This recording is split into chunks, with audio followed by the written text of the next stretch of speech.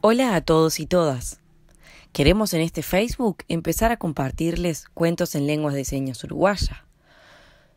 Nos parece importante tanto para padres sordos con hijos oyentes o hijos sordos que puedan contarles cuentos en lenguas de señas uruguaya porque es su lengua natural, es la forma más espontánea y la mejor forma de comunicarse con su hijo o hija y captar su atención. Antes, en la página de Facebook de Juntos con X, les compartimos el cuento del monstruo de los colores coronavirus. Ahora les vamos a compartir otro cuento que también es del monstruo de colores, pero es un cuento sobre las emociones. Esperamos que este sea el primero de muchos más cuentos que podamos compartirles en lengua de señas uruguaya. Este video que les compartimos ahora es un video con la historia contada en lengua de señas uruguaya por Andrea y aparecerán arriba de su cabeza algunas imágenes del libro. El video está bueno para que lo vean y lo compartan en familia, pero no es nuestra idea que se necesite siempre del video para contar la historia. Lo importante de compartir un cuento es que sea un momento compartido. No es un video para que vean solamente los niños con el celular o la tablet mientras los adultos hacemos otra cosa. Recuerden que como ya trabajamos en algunos talleres, no es positivo para el desarrollo de los niños pequeños que pasen mucho tiempo frente a las pantallas. Tal vez los adultos puedan ver este video varias veces, alguna vez compartirlo con el niño y luego poder aprender esta historia juntos para poder contarla en otros momentos sin necesitar del video y la pantalla. La historia además puede cambiarse, no siempre necesita ser igual, cada familia puede tener su propia versión de la historia. Pero, ¿es importante contarles cuentos a los bebés? ¿No son muy chiquitos? ¿No deberíamos esperar hasta los 3 o 4 años que empezaran el jardín? Bueno, en realidad no. Esta idea ha cambiado. Tal vez era algo que se pensaba antes, pero hay muchas investigaciones que nos muestran hoy en día que el cerebro de los bebés crece un 80% en los 3 primeros años de vida, un 80% del total de su crecimiento. Y ese crecimiento se da, entre otras cosas, gracias a la estimulación. La estimulación es todo eso que el entorno puede hacer para que este niño o niña crezca de manera saludable. El cerebro crece cuando sus neuronas se conectan entre sí. ¿Y cómo se conectan estas neuronas entre sí? Bueno, como les decía antes, en un intercambio con el entorno. Los bebés, por ejemplo, entienden desde que nacen. No importa que todavía no hablen, siempre entienden. Y cuanto más les hablemos, mejor es luego para el proceso de desarrollo del lenguaje.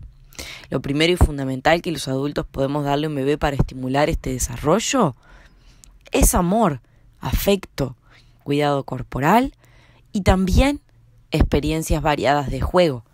Estas experiencias funcionan como una especie de cinta que refuerza la conexión que existe entre esas neuronas. También estimulando el lenguaje, hablando con él o con ella y o contándoles cuentos y cantando canciones. A través de ellos, de estos cuentos y de canciones, tanto mamá como papá sordos pueden transmitir todo esto en la lengua de señas a sus hijos oyentes o sordos, posibilitando así una mejor comunicación. Estos cuentos pueden ser cuentos de libros si es que los hay en casa, pero también pueden ser historias inventadas o historias de la familia, cuentos de la infancia de mamá y papá o de otro miembro de la familia, de los hermanos, primos o abuelos. Tal vez en casa, como les decía antes, no hay libros, y si bien los libros son muy buenos objetos, no son imprescindibles. Entonces, ¿para qué sirven los cuentos? Estimulan la imaginación, la creatividad y la memoria. A partir de historias podemos reconocer emociones y aprender distintas formas en las que podemos expresarlas. Permiten poder identificar distintas situaciones y así entender lo que es la empatía, esta capacidad de ponernos en el lugar del otro, Desde pequeño contar historias también motiva y estimula la lectura, desarrolla la atención en los niños y favorece estos momentos de diálogo. Los cuentos pueden también servir para anticipar, para acompañar y ayudar a entender cambios en la vida del niño.